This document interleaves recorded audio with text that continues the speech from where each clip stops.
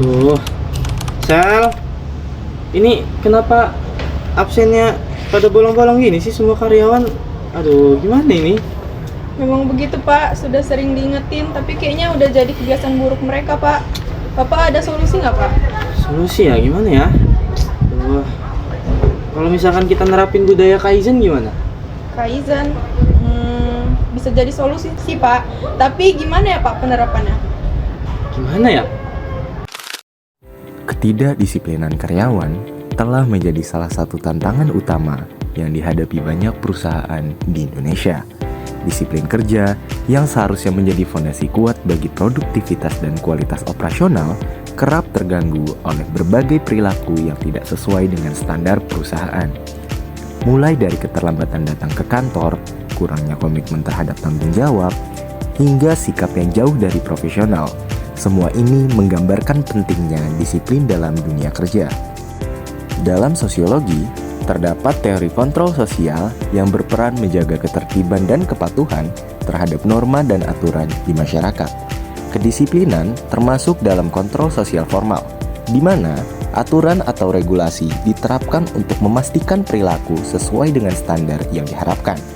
Nah, kebiasaan telat atau kurangnya disiplin menunjukkan bahwa kontrol sosial tersebut mungkin kurang efektif. Teori kontrol sosial dari Travis Hirschi berfokus pada bagaimana ikatan sosial seseorang dengan masyarakat dapat mencegah perilaku menyimpang. Hirschi mengidentifikasi 4 elemen penting dalam ikatan sosial. Yang pertama ada attachment atau keterikatan, selanjutnya ada commitment, involvement atau keterlibatan, dan belief atau keyakinan. Dalam konteks ketenaga kerjaan di Indonesia, teori ini dapat digunakan untuk menganalisis masalah ketidakdisiplinan karyawan. Faktor sosial utama yang mempengaruhi rendahnya disiplin karyawan di Indonesia yaitu 1. Budaya kerja yang hierarkis. Di banyak perusahaan di Indonesia, struktur organisasi yang hierarkis sering menciptakan jarak antara manajemen dan karyawan. Jarak ini dapat menyebabkan lemahnya keterikatan karyawan dengan perusahaan, sehingga mereka kurang termotivasi untuk mematuhi aturan. 2. Kepemimpinan yang lemah. Gaya kepemimpinan yang otoritatif tanpa komunikasi yang efektif seringkali membuat karyawan merasa tidak terlibat secara emosional dalam pekerjaan mereka. Ini mengurangi rasa komitmen dan kepatuhan terhadap norma-norma perusahaan. 3. Norma sosial longgar.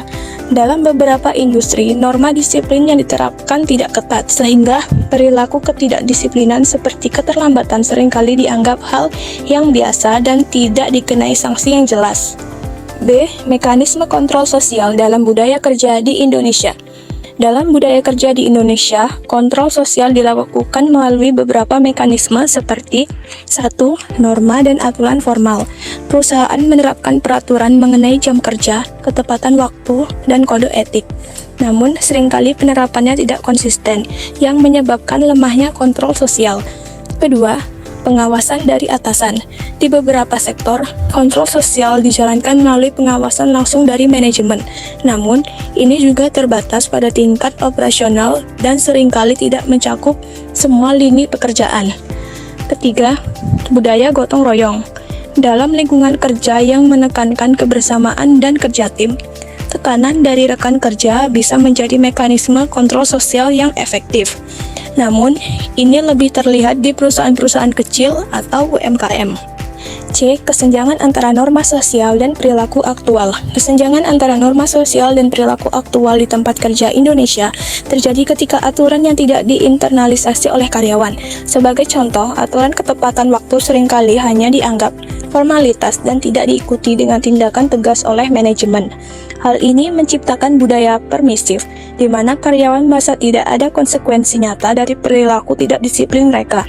Perilaku seperti ini diperparah oleh budaya kerja yang cenderung paternalistik, di mana atasan enggan memberikan sanksi karena takut dianggap tidak humanis. Penyebab ketidakdisiplinan. A. Akar permasalahan dari perspektif sosiologis.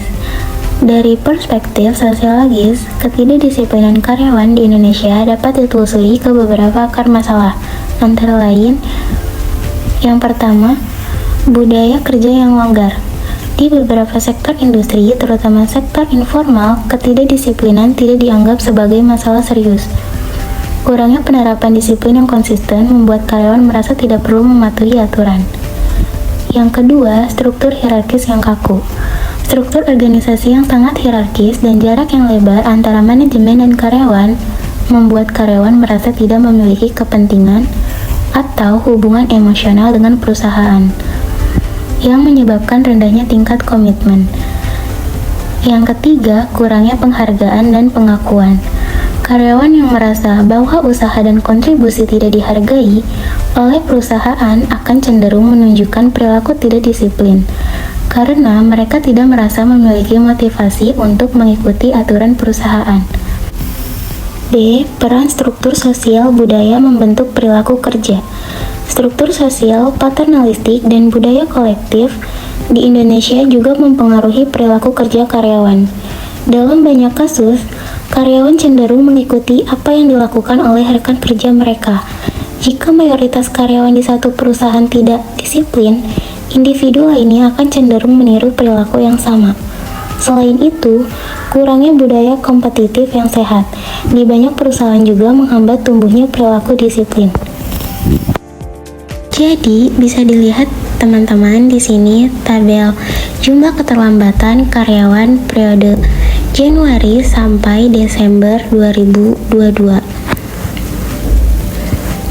Berdasarkan data yang diperoleh melalui jurnal bisnis hospital yang membahas mengenai pengaruh disiplin kerja terhadap kinerja karyawan Hotel Harris Riverview Kuta, menunjukkan rata-rata keterlambatan karyawan Hotel Harris Riverview Kuta selama tahun 2022 adalah sebesar 6,16667 atau dengan persentase sebesar 14,19%. Angka tersebut menunjukkan bahwa setiap bulan selama tahun 2022 terdapat 6 keterlambatan karyawan. Selanjutnya di sini ada tabel rekapitulasi absensi pegawai Kecamatan Tambun Utara bulan Juli 2023 sampai Februari 2024. Bahkan di kantor Kecamatan Tambun Utara, rata-rata keterlambatan karyawan selama periode Juli 2023 hingga Februari 2024 adalah 34%, dengan persentase pulang cepat mencapai 32%. Apa sih budaya Kaizen itu? Menurut Masaki Imai dalam bukunya yang berjudul The Kaizen Power Team, budaya Kaizen adalah konsep dari Jepang yang mengacu pada filosofi atau praktik untuk peningkatan berkelanjutan dalam berbagai aspek kehidupan, termasuk di lingkungan kerja. Kata Kaizen sendiri terdiri dari dua kata dalam bahasa Jepang, Kai yang berarti perubahan dan Zen yang berarti lebih baik. Jadi, Kaizen secara harfiah berarti perubahan untuk menjadi lebih baik atau peningkatan berkelanjutan. Kaizen sendiri merupakan filosofi dan budaya yang berasal dari masyarakat Jepang berupa suatu cara berpikir untuk perbaikan dan kemajuan secara terus-menerus dalam kehidupan seseorang, keluarga, masyarakat, atau lingkungan pekerjaan. Kaizen dikenal juga dengan nama continuous improvement atau peningkatan yang dilakukan secara terus-menerus. Hasil dari penerapan budaya Kaizen untuk mengatasi ketidakdisiplinan beserta data-data. Penerapan budaya Kaizen dalam perusahaan biasanya mencakup beberapa langkah berikut. Yang pertama, keterlibatan semua pihak.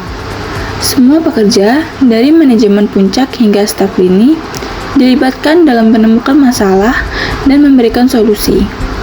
Yang kedua, fokus pada perbaikan proses. Kaizen berorientasi pada identifikasi, efisiensi, dan penghapusan pemborosan di setiap tahap proses kerja. Yang ketiga, pelatihan dan edukasi. Perusahaan hendaknya menyediakan pelatihan untuk meningkatkan keterampilan teknis, komunikasi, dan pengambilan keputusan karyawan. Yang keempat, Kaizen mengutamakan kerja tim melalui diskusi dan brainstorming dengan peningkatan kolaborasi. Jika budaya Kaizen diterapkan dengan benar di lingkungan kerja di Indonesia, hasilnya sangat potensial untuk meningkatkan tingkat kedisiplinan pekerja. Berdasarkan hasil artikel tentang pengaruh budaya Kaizen terhadap kinerja pegawai kecamatan, Bunga Kabupaten Gresik dengan kompensasi sebagai variabel moderasi, yaitu dengan tingkat signifikasi 5%, terbukti bahwa budaya Kaizen berpengaruh positif signifikan terhadap kinerja pegawai. Hasil dari analisis ini menunjukkan arah positifnya.